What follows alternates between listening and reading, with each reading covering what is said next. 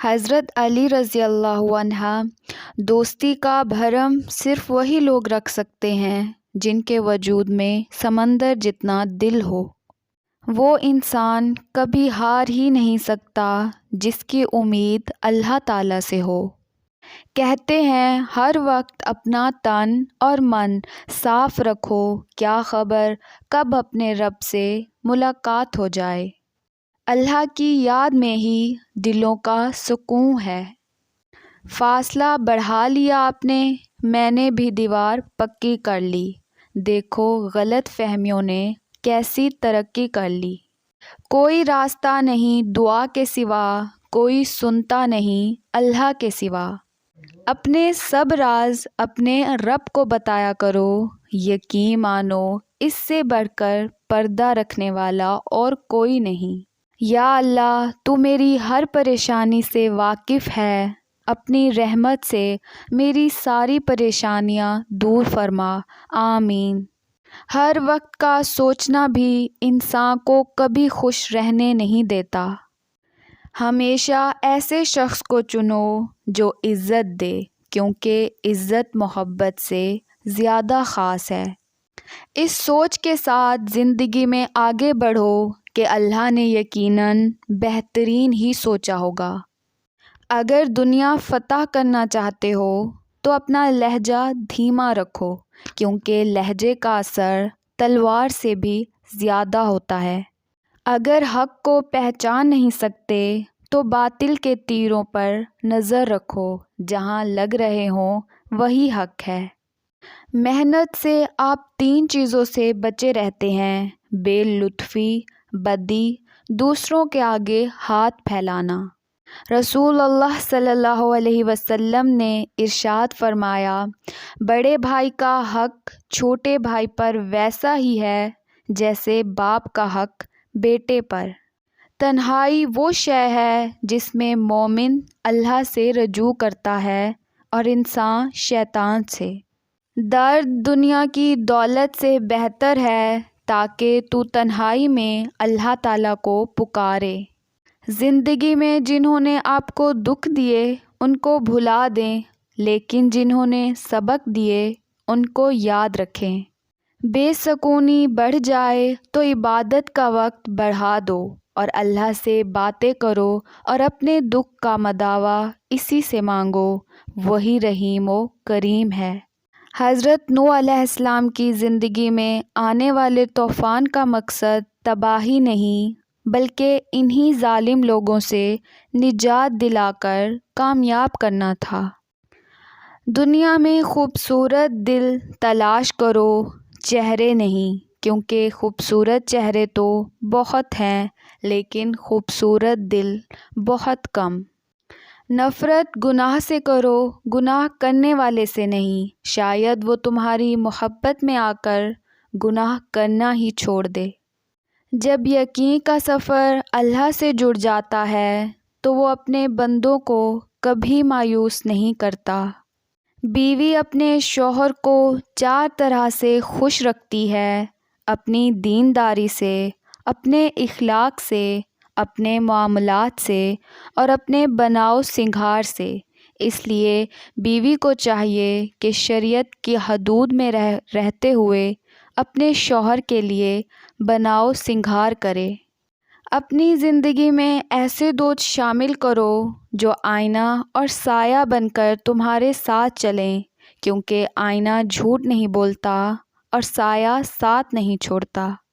اگر اللہ تمہیں وہاں نہیں لے گیا جہاں تم جانا چاہتے ہو تو یقین رکھو بہتر ہوگی وہ جگہ جہاں تمہیں اپنی مرضی سے لے کر جائے گا۔ جو آدمی اللہ تعالیٰ کو یاد کرتا ہے، اللہ تعالیٰ اس کی عقل میں روشنی اور نور پیدا کر دیتا ہے۔ قدر کرو ان کی جو تم سے بنا مطلب کی چاہت کرتے ہیں۔ دنیا میں خیال رکھنے والے کم اور تکلیف دینے والے زیادہ ہوتے ہیں۔ رب سے مانگ کر دیکھو تو صحیح، ایک وہی تو ہے جو حقیقت میں آپ کا منتظر ہے۔ نا امید نہ ہو، کمزور نہ پڑو، غمگین نہ ہو، بے شک اللہ ہر چیز پر قادر ہے۔ حضرت علی رضی اللہ عنہ نے فرمایا، جب دعا کرتے وقت تمہاری آنکھوں سے آنسو آنے لگیں تو سمجھ جانا تمہاری دعا بارگاہ الہی میں قبول ہو چکی ہے۔ حضرت علی رضی اللہ عنہ نے فرمایا، سب سے بڑا جاہل وہ ہے جو ایک پتھر سے 2 مرتبہ ٹھوکر کھائے۔ دنیا کی سب سے بہترین شخصیت حضرت محمد صلی اللہ علیہ وسلم ہیں۔ جب کوئی تمہیں بے وجہ رلائے تو تم اپنے آنسو اس یقین کے ساتھ صاف کر لینا، زندگی کے کسی موڑ پر وہ تم سے زیادہ روئے گا، بے شک اللہ بہترین انصاف کرنے والا ہے۔ اور جب وہ کن فرماتا ہے تو ہم جیسے ٹوٹے پھوٹے دلوں کو بھی چین، سکون اور اطمینان نصیب ہوتا ہے۔ زندگی جینے کے 2 ہی راستے ہیں، بھول جاؤ انہیں جن کو معاف نہیں کر سکتے، اور معاف کر دو انہیں جن کو بھول نہیں سکتے۔ دوستی کرنا اتنا آسان ہے جیسے مٹی سے مٹی پر مٹی لکھنا، لیکن دوستی نبھانا اتنا مشکل ہے جیسے پانی سے پانی پر پانی لکھنا۔ جب دنیا والے تمہیں گھٹنے ٹیکنے پر مجبور کر دیں تو یہی بہترین وقت ہے سجدے کا۔ یا اللہ، ہسپتال اور گھروں میں جو بھی مریض ہیں سب کو شفا عطا فرما، آمین۔ دنیا نصیب سے ملتی ہے اور آخرت محنت سے، لیکن ہم محنت دنیا کے لیے کرتے ہیں اور آخرت کو نصیب پر چھوڑ دیتے ہیں۔ صبر کی ایک بات بہت اچھی ہے، جب آ جاتا ہے تو کسی کی طلب نہیں رہتی۔ یا اللہ، مجھے وہ عطا کر دے جس کی میں نے تجھ سے امید لگائی ہوئی ہے، آمین۔ اور کچھ وعدے تو عمر بھر کے لیے ہوتے ہیں، اللہ ہمیں اپنے محرم کے ساتھ حج نصیب فرمائے، آمین۔ وہ آنسو بڑا قیمتی ہے جو اللہ کے حضور معافی کے لیے بہے۔ کسی ایسے کے ساتھ رہو جو تمہارے ساتھ ہونے پہ رب کا شکر ادا کرے۔ حضرت علی رضی اللہ عنہ نے فرمایا، اگر ماں تم سے راضی ہے تو سمجھ جاؤ کہ اللہ بھی تم سے راضی ہے، کیونکہ ماں کی رضا میں ہی اللہ تعالیٰ کی رضا ہے۔ اور پھر اللہ نوازتا انہی کو ہے جن کی دعاؤں میں تڑپ سے زیادہ قبولیت کا یقین ہو۔ اسلام اتنا خوبصورت مذہب ہے کہ غور سے اذان سننے سے بھی ڈپریشن ختم ہو جاتا ہے۔